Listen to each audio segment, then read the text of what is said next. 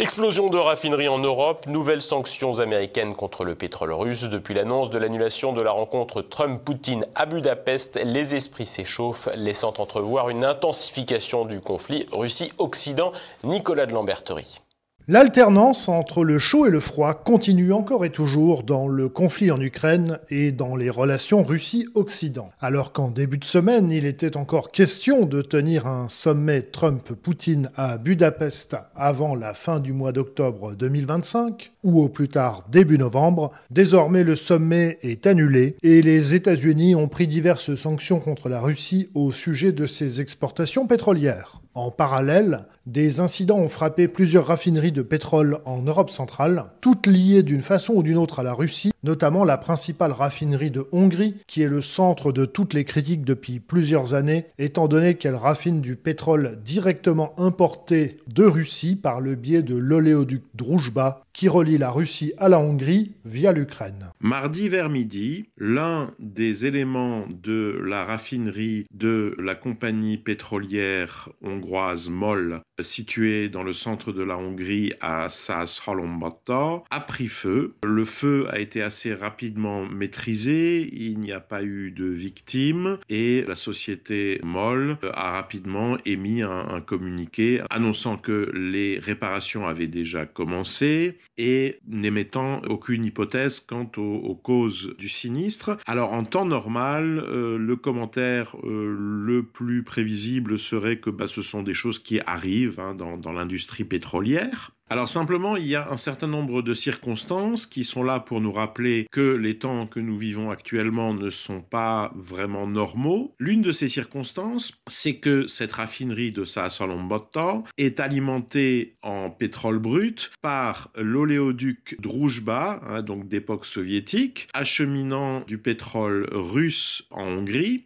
et oléoduc en raison duquel la Hongrie est régulièrement l'objet des critiques, disons, des jusqu'au-boutistes du soutien à l'Ukraine, donc qui l'accusent de collaboration avec l'odieux régime de Vladimir Poutine. Tout ce qu'on reproche à la raffinerie de Százhalombatta, c'est de fonctionner avec du brut russe. Elle aurait bien du mal, la pauvre d'ailleurs, à fonctionner avec quoi que ce soit d'autre, puisqu'elle est calibrée pour ce type de pétrole, donc il n'est pas certain qu'on pourrait l'alimenter avec autre chose de façon encore économiquement viable, en omettant au passage généralement un peu rapidement le fait qu'une partie du pétrole, une fois raffiné sous forme de diesel, retourne vers l'Ukraine où il alimente entre autres les véhicules de l'armée ukrainienne. De façon plus étonnante, le même jour, c'est-à-dire ce mercredi 22 octobre, un autre incident a frappé une raffinerie en Roumanie, pays qui, lui, est réputé pour être beaucoup plus aligné sur Bruxelles au sujet de la Russie, jusqu'à ce qu'on se rende compte que la raffinerie en question est détenue par des capitaux russes. Quelques heures plus tôt, dans la Roumanie voisine, dans le sud de la Roumanie, à Ploiești, une autre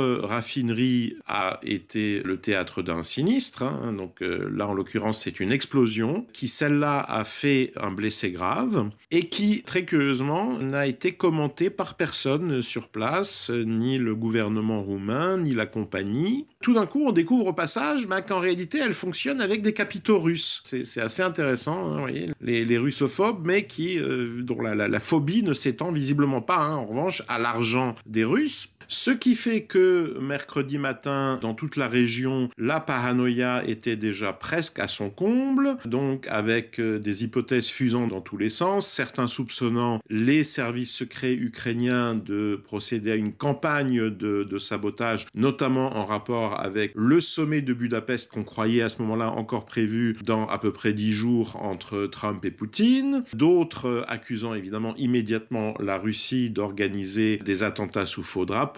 Et sur ces entrefaites, donc, en début d'après-midi, voici donc le ministre polonais des Affaires étrangères, Radosław Sikorski, s'est dit qu'il allait détendre l'atmosphère en appelant sous la forme d'un tweet au sabotage de cet oléoduc Druzhba. Voilà, donc un ministre des Affaires étrangères d'un pays de l'Union européenne et de l'OTAN, appelant donc à un acte de terrorisme international visant notamment les intérêts d'autres pays membres de l'Union européenne et de l'OTAN, en l'occurrence la Slovaquie et la Hongrie. Donc nous vivons effectivement ce que les Chinois appellent des temps intéressants. Et dans la soirée de ce mercredi 22 octobre, une série de fake news, possiblement liées à des sites d'information russes, faisait état d'un incident dans une raffinerie MOL en Slovaquie, mais il s'est finalement avéré qu'il n'en était rien. En tout état de cause, l'agitation diplomatique de ces derniers jours, avec l'annonce du sommet de Budapest puis son annulation, sont source de grandes agitations dans de nombreux pays concernés de près ou de loin par le conflit en Ukraine. Et ce alors que l'Union européenne a adopté aujourd'hui un 19e paquet de sanctions contre la Russie, s'efforçant de cibler les intermédiaires asiatiques avec lesquels la Russie continue son commerce de matières premières. Même si ces mesures constituent une gêne pour la Russie, quoi qu'elle en dise, ces mesures gardent une efficacité limitée,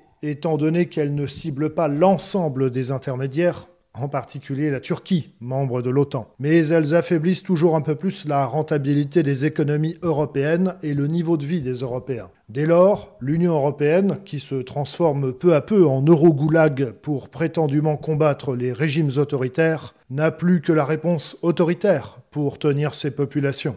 On a pu le voir avec le cas roumain en 2024. Et la dernière anecdote dans ce registre vient d'Allemagne, où désormais l'AfD se retrouve accusée purement et simplement d'espionnage au profit de la Russie, en raison du fait que ses élus posent trop de questions dans les assemblées où ils siègent. Quant aux militaires français, ils déclarent que la France doit se préparer à un choc avec la Russie d'ici 2030. Il n'est vraiment pas certain que le choc ait lieu. En revanche, il est fort probable que toutes les mesures d'exception prises en temps de guerre, en termes de restriction des libertés individuelles, soient bel et bien au programme dans les années qui viennent.